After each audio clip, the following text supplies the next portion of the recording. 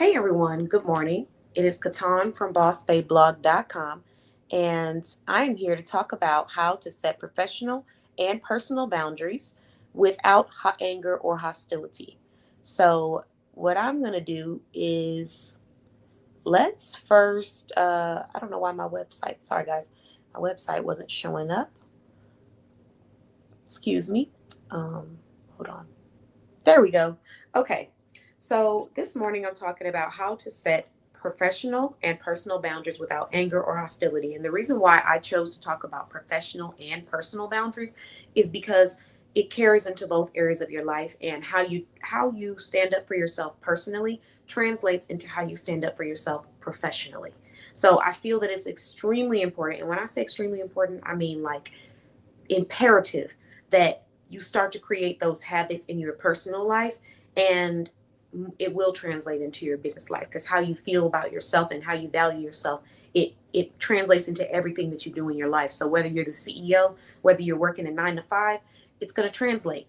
And whether you're in the corporate environment, it's going to translate when you go to work, how you feel about yourself, your value that you hold to yourself. So how to set professional and personal boundaries without anger or hostility. Um,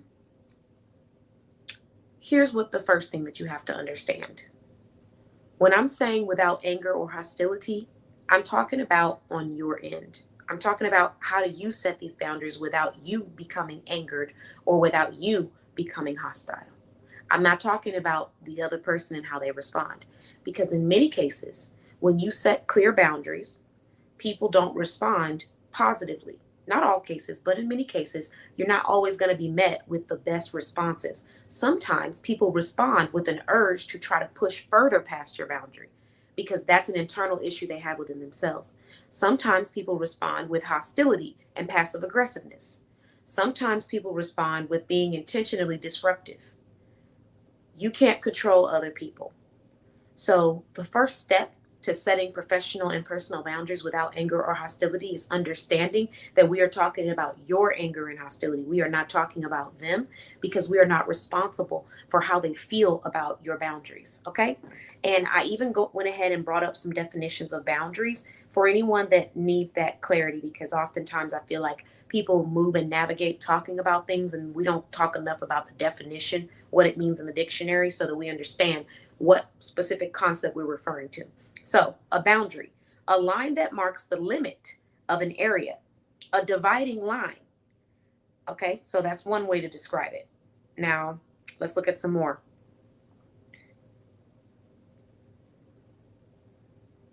The limits, the guidelines, or physical and emotional lines that define acceptable behaviors and protect an individual's well being in relationships. They establish where you end and where others begin, functioning as rules for self regulation rather than for control over others. Key types include physical, emotional, intellectual, sexual, and material boundaries. Use examples of boundaries. Boundaries are applied in daily life to promote healthy, respectful interactions. Physical saying, I am not comfortable with hugs. I prefer a handshake.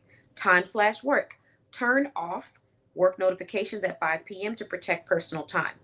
Emotional, stating, I understand you are upset, but I cannot take on your stress right now. Material, I cannot lend you my car, but I can help you find a rental. Intellectual, disengaging from a conversation that turns disrespectful or condescending. Digital, not responding to work emails on weekends. Synonyms of boundaries: limits, dividing lines, frontiers, guidelines, constraints, edges, rules. Types of boundary structures: healthy, firm but flexible, based on self worth; rigid, unyielding, cold, distancing; porous, weak, blurry, and easily violated. Now, I've shared all of these from a definition. This is one definition that I searched up off of Google. Um, One of them came from LA Concierge Psychologist. Another one came from the Webster Dictionary. So these are just some definitions of boundaries, right? I just want to talk about it because at the end of the day, I feel that it's important for us to discuss, what it is that we're referring to when we talk about this. So now that we've gone through some definitions and talked a little bit about what boundaries are from the dictionary definition, but also from other sources. And you can continue to look at these sources on your own, do your own research. But I just wanted to set the tone. Um, how you set your personal and professional boundaries without anger and hostility is understanding that you are not in control of how someone else responds or feels about your boundaries. Like it said in there, it's not about controlling another person, it's about letting people clearly understand where the boundaries and where the lines cross. So, where you're stopping, where the line is drawn. Sometimes setting boundaries and honoring boundaries don't have to be loud. And in many cases, we make it louder than what we have to make it, which causes us to feel anger, causes us to feel hostile, causes us to feel stressed out. And in reality, we don't have to think about that because if you just set the boundary and let that be it, you go from there. You enforce the boundary after you set it and you move on. How you communicate, there's different ways. Like it said, you can be cold, rigid, which you might not want to be that, but you can also be clear, healthy, firm, flexible based off of your self worth, is what it said on there. But I just want to say that the first step is understanding you cannot control anybody else, and all you can control is how you communicate the boundaries. So, being pleasant, being professional, being in a place where you are able to receive and provide information on your boundaries, that is extremely important. You're not going to be perfect at this, but you can start practicing now so that when you are in situations where you have to set a boundary in personal life or in professional life, you can do that without feeling anger. So one way that I set boundaries without feeling anger or hostility is I don't I don't immediately react. There will be things that people might say or do that really do irritate me, but I don't immediately react. I don't allow it to anger me. I say, okay, I'm feeling uncomfortable about this, or I don't like the way this is making me feel. What is that emotion? I have to figure out what my emotion is. After I figure out why I feel the way that I do about something, I decide on how I want to receive it or what level of access I want to give it to my life. If I don't want to give it any level of access, then that's an option as well. But I wait, take some time before you just go and, react off of this. So you sit down, you analyze what your emotion is. Once you have identified that emotion, you decide on how you are accountable for making sure that it does not happen again for this same reason. So, a perfect example when it comes to me, one of the boundaries that I have is I don't do conversations about work in non work environments. So, we're not sitting down in a consult. If you haven't sent a message to our business website, if you have not sent a text or wherever to our business platforms, I will not be doing that. And the reason why I will not be doing that is because it's too hard to keep track of for multiple people. So it starts off simple and easy and, nothing, it's not a negative intention. But once that grows, once that clientele grows and first you have one or two people sending you messages, but once you got like 3, 4, 5, and then it goes to 10, 20, 30 people sending you DMs about business communication outside of your business hours and stuff, it's okay if they send it, but that's not where I'm going to be taking care of business. I take care of business on my website, on my business line, on my scheduled consultations where we are intentional about sitting down and planning time to do this. I had to set that boundary for myself because I came from a work environment where it was very unhealthy and it was normal to just always be near your phone and ready to pick up and start working and drive to work, no matter what you were doing, no matter how you were feeling, because in all actuality, sometimes I worked with leaders who didn't care about what you were doing and how you were feeling. They just felt like you need to be here working and that's what you need to be doing. Instead of saying we need to be training you on how to create a system so that you don't have to be here working, it's more so focused on you just got to make it happen. You just got to be there. And I think there's a balance. So for me, I had to learn how to create that balance as I became an entrepreneur because I still had that unhealthy way of working nonstop during work hours. And I had to learn how to shut that off. And I had to learn how to say, okay, this is a great conversation. We'll talk about it in our next meeting. Because just like we need to take pauses, our brains have to take pauses. And I don't ever want to be responsible for having a conversation with someone about business outside of my business hours when my brain is not focused on that and giving them half-hearted advice or consulting because I'm not thinking clearly or straight, or I'm not giving myself enough time to process what they are asking of me. And that is what will occur when we start rushing processes. So for that reason, I set my own boundaries. And I've had times where I've set the boundary and people will continue to try to break or push past the boundary. I'll say, okay, Here's the business information, send it there. I still come back and try to send business information on a personal line or on a personal DM after I've already given them the website or the form or the paperwork to fill out so they can be assisted in a timely manner, but based off of the inquiries that we receive. I don't get angry about it. I used to get angry and irritated, but then I came to a place where I was like, why are you getting angry at other people for allowing them to do what you allow them to do? Saying that out loud to myself, I realized how silly that sounds. Like you're mad at someone for doing what you allow them to do. And whether they're doing it intentionally or non intentionally, I mean, it doesn't matter because you're allowing them to do it. So it's not on them. And another thing we have to understand is that a lot of times people are not intentional with trying to push past your boundaries or disrespect your boundaries. Sometimes people forget, like we have a lot on our plate and on our brains. And that's why it's your job to hold them accountable to understanding where your boundary lies. It's not their job. So if they forget that you said no business calls on Mondays and they keep calling, but you keep answering, that's not on them. That's on you. Because why do you keep answering the phone? We have to start asking ourselves those questions. Now, if they didn't forget and they did it intentionally, that's a different story. That's someone who knows you told me to do this, but I'm going to do this anyways because I feel like my wants are more important than your boundaries at this moment. People do that. It is a psychological thing that people do.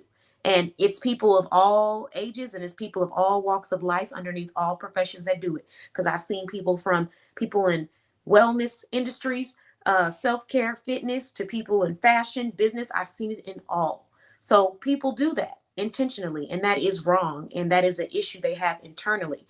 But the reason why it doesn't matter that they do it intentionally or not is because at the end of the day, you are still allowing them to do it, whether it's intentional or it's not intentional. So if you tell someone no business calls on Mondays, but you keep picking up your phone on Mondays, you're telling them business calls on Mondays.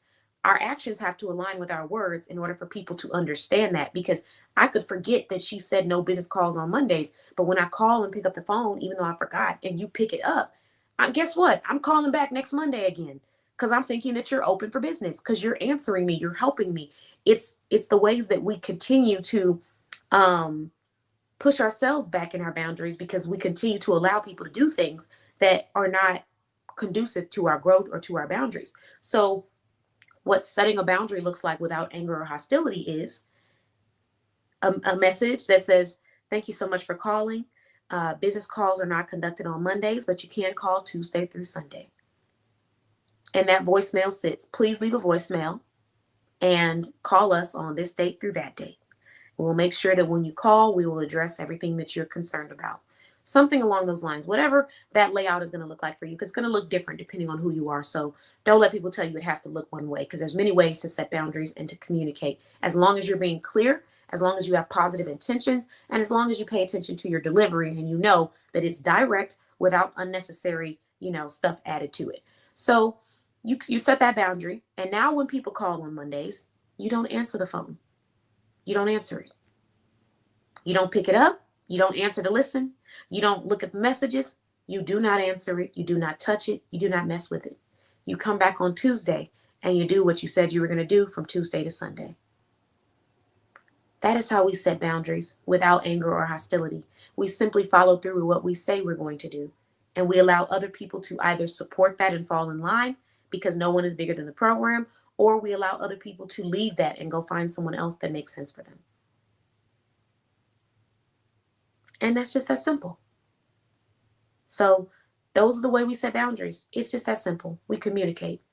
And we accept that after we communicate it, it's not up to us how someone feels about it or what they perceive it to be. Because by you saying, I don't take business calls on Mondays, someone else who has internal issues might say, oh, she thinks she's better than me. When in reality, it has nothing to do with you thinking you're better than a person. It has to do with you taking care of yourself mentally and physically. But because they are so self-centered, because they have their own internal insecurities, that's what they're translating that into. instead of just asking for clarity. Nobody wants to really ask that because that's embarrassing to ask for some people. It would be embarrassing for me to ask, I'm going to be honest. But for some people, asking, do you think you're better than me? That's embarrassing. So they're not going to ask you that directly. They're just going to think it in their head and they're going to move towards you or against you like they think that there's a problem. When in reality, there is no problem. And you setting your boundaries has nothing to do with them. It has everything to do with you and taking care of yourself. And the more people understand that and take themselves out of the equation and stop being offended by stuff that has nothing to do with them, the easier their lives will be. But everybody's not going to understand that. And you can't be responsible for making them understand it. You have to simply be responsible for setting the boundary, communicating the boundary, and leaving it there. And that's it. It's just that simple. So you just have to be able to do that. Another thing we're going to keep in mind when it comes to the work environment, if you're working in a 9 to 5 and corporate job, it's important to understand that boundaries does not equate to over explaining yourself. You can set a boundary clearly, directly, and efficiently without giving them a whole life story as to why it's that way. Because when you start to over explain yourself, people mistake you over explaining yourself for you not having security in yourselves or confidence. It's sad that they do, but a lot of people do.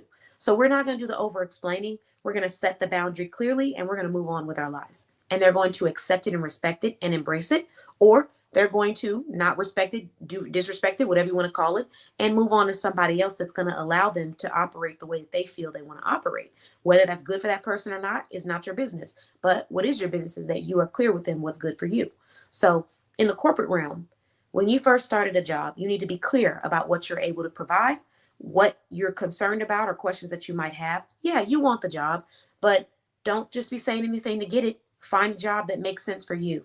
Even though you might want it, you got to accept that the way that they do things may not be the way you want to do stuff. And you have to make the decision to either show up the way they're wanting or to go find a different job. But you cannot get the job and then start complaining about the way that they're doing things, knowing that these were the expectations before. Because at that point, you're not holding your own self accountable.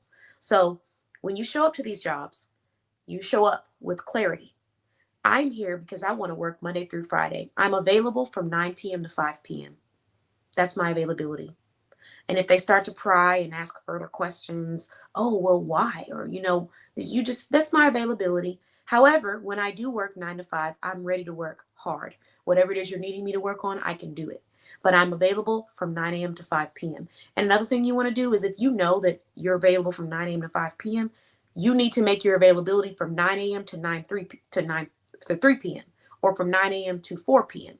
You need to do it like that because you know that people are going to want to do what? Push past boundaries. So what we don't want to do is be waiting at 5 p.m. to leave because you told them you were supposed to leave at 5 p.m. and they're still holding you, still trying to have conversation, still trying to move through stuff. No, we need to be able to say, hey, it's getting close to that time, getting close to 4 p.m. Is there anything else you want me to do before I leave at 4? Communicating, that's what we need to be doing. But once you set those dates, those are your dates. Don't start accepting anything other than that. If they say, oh, we just really need you to come in today, it's an emergency. If you cannot come in and it is not the availability that you agreed upon when you started working, do not come in. Let them find it on their own. It's not your responsibility. I'm saying that as a hiring manager. Yes, you may want to, be a team member and stuff, and that's okay. But if you're unable to do stuff, you're unable to do it. And the moment you start overcommitting is the moment that you start under delivering. So don't do that. Just accept where you're at and don't try to be superwoman. Tell people what you're able to do and do that 100%. And what you are unable to do, do not commit to. Because what happens is people will come back and try to pin things not working or not happening on you when in reality, that wasn't even your original commitment. That happens a lot in the corporate environment. So I just want to remind people who are in the 9 to 5 realm, corporate area, don't feel like you have to over explain yourself. If you are sick and you need to take a sick day, you don't need to explain what you're sick with. Your employers are not doctors. You need to go to the doctor and get a doctor's note, and then you need to give them that doctor's note. And then you need to go about your sick business and go lay down somewhere or go rest or do whatever it is that you feel you want to do. If you're sick and you have the flu, okay, but you don't have anybody to go get you some food. Somebody says, well, I saw you out at a restaurant. That's none of their business. And if you have a doctor's note that shows that you were sick, guess what? you're covered. You cannot feel like you have to over explain yourself, even though sometimes people try to make you feel that way. You got to get out of that, and you have to start accepting that a boundary is simply that. It's a boundary. Draw the line, move on. Sometimes people will get it, sometimes people don't get it. When they don't get it, don't make that your personal issue. Don't make that your personal quest to try to make them understand it. Don't keep repeating yourself. You don't have to keep repeating yourself. You can simply move on to the next thing. And it's just that simple. And you have to choose. I had situations where I've told someone, I don't want to talk about business. I don't want to do consultations and during my after hours because I'm not scheduled for it. I'm not getting paid for it, and I'm tired. That person said, okay. And then a couple of weeks later started asking me questions and want to talk about business during after hours. What did I do? I just stopped responding. I stopped responding. I already expressed to you what my boundary was. And you can go back and reinforce. You can say, hey, these aren't our office hours. This is the time that I'm available. And sometimes people will listen and sometimes they won't. But once they show you that they won't, you just got to accept that that's where they're at. And just not try to argue with them. Don't try to keep pushing it. You've already told them they're going to choose to listen or they're not going to choose to listen. And it's not your responsibility. We try to make everything our responsibility in this life, and it's not. Do what you're supposed to do for yourself. Do it at 100%, and let people do what they're going to do for themselves, and just move on. So that is how you can set boundaries without anger or hostility. Because I promise you that when you start to accept your own boundaries and honor your boundaries, you're going to have a much happier and much higher quality of life, because you're living in your truth. You're treating yourself the way you deserve to be treated, and you're putting yourself first. When you're not living by and honoring your boundaries, you're not putting yourself first. So you're going to feel miserable, but you need to start creating those boundaries. And again, I'd like to end with a boundary isn't something that you do to try to control someone. That's more manipulative, I would say. Um, a boundary is what you do to set a limit so that you are protecting yourself physically, emotionally, mentally, intellectually, financially, whatever it might be. That is the boundary that you set. But you're not here to control other people. You're here to control yourself, control your controllables, and that's it. I hope you enjoyed this live. I hope it was a reminder to take care of yourself, to put yourself first, to understand that you can create boundaries and communicate effectively, and what people do with it and how they perceive it is not your responsibility. Your responsibility is to continue growing and elevating the way that you deliver those boundaries, the way that you communicate them. You don't have to be hostile. You don't have to be angry. You don't have to have attitude. It doesn't have to be passive aggressive. Just a nice, simple, hey, just so you know, this is my boundary. And let it be that. You don't have to do anything extra with that. That's it. So thank you so much. Have a wonderful rest of your day, and I'll be back with another live in just one moment.